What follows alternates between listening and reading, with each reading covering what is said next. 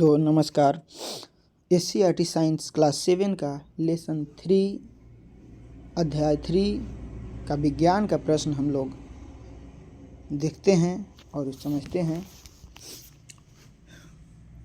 पहला प्रश्न है, हवा है तो हवा अ में दिया है तत्व है, ब में यौगिक, स मिश्रण, द इनमें से कोई नहीं। तो इसका राइट आंसर हो जाएगा कि हवा मिश्रण है।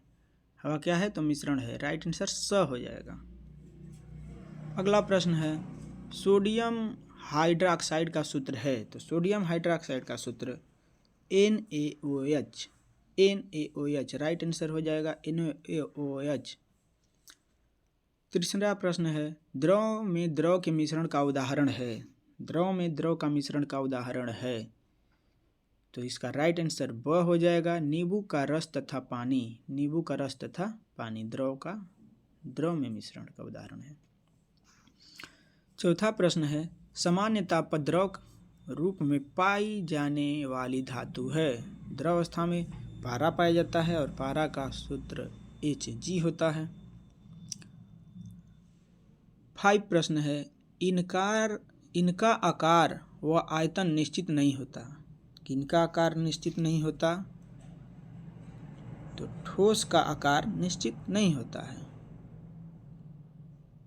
ठोस का आकार निश्चित नहीं होता है। अगला प्रश्न है, कैल्शियम का संकेत है। कैल्शियम का संकेत है तो कैल्शियम का संकेत Cl हो जाता है। कैल्शियम का संकेत Cl हो जाता है। कैल्शियम का संकेत क्या होगा तो Cl। 7वां प्रश्न है, अमोनिया का अणु सूत्र लिखा जाता है। तो अणु सूत्र अमोनिया का NH3। राइट आंसर स हो जाएगा। अमोनिया का अणु सूत्र लिखा जाता है तो NH3। राइट आंसर स। 8वां प्रश्न है, सल्फर के एक अणु में परमाणुओं की संख्या होती है। सल्फर के एक अणु में परमाणुओं की संख्या 8 होती है। राइट आंसर 8 स हो जाएगा। 9वां प्रश्न है, Fe+S गर्म करने पर FeS अभिक्रिया में अभिकारक है। तो 9वां प्रश्न का राइट आंसर द हो जाएगा। Fe+S दोनों। Fe+S दोनों। 10वां प्रश्न है, 2H2O + O2 2H2O में क्रियाफल है। तो 10 का राइट आंसर स हो जाएगा, 2H2O। 11वां प्रश्न है, यौगिक वे पदार्थ कहलाते हैं जिनके अवयवों को अलग नहीं किया जा सकता। यौगिक वे पदार्थ कहलाते हैं जिनके अवयवों को अलग नहीं किया जा सकता। तो इसका आंसर ब हो जाएगा, भौतिक विधियों द्वारा अलग नहीं किया जा सकता। 11वां प्रश्न है, निम्नलिखित में ऊष्मा की कुचालक है। निम्नलिखित में से ऊष्मा का कुचालक है। तो ऊष्मा का कुचालक इसमें ब्रोमीन होगा स। Right answer bromine. सभी चालक है, लोहा चालक है, सोना चालक है और चांदी, ये सब क्या है ऊष्मा का सुचालक है। ब्रोमीन ऊष्मा का कुचालक है। राइट आंसर स ब्रोमीन। 13वां प्रश्न है, परमाणुकता कहलाती है। परमाणुकता कहलाती है तो परमाणुकता कहलाती है, इसका राइट आंसर हो जाएगा 13 का स।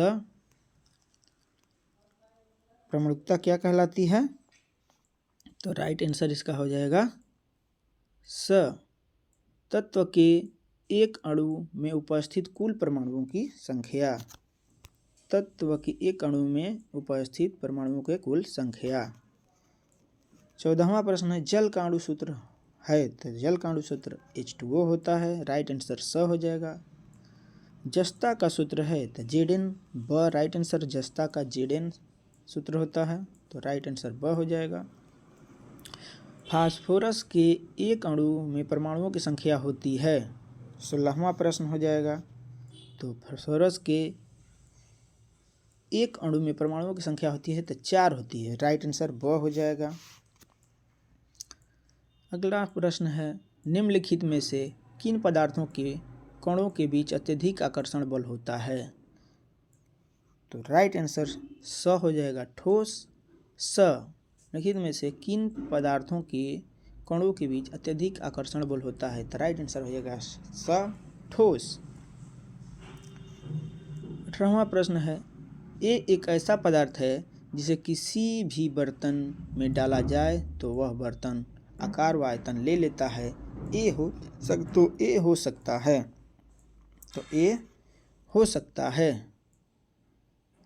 18वां प्रश्न है कि ए एक ऐसा पदार्थ है जिसे किसी भी बर्तन में डाला जाए तो वह उस बर्तन आकार व आयतन ले लेता है। तो ए हो सकता है ब और स दोनों, ब और स दोनों, द्रव और गैस दोनों हो सकता है।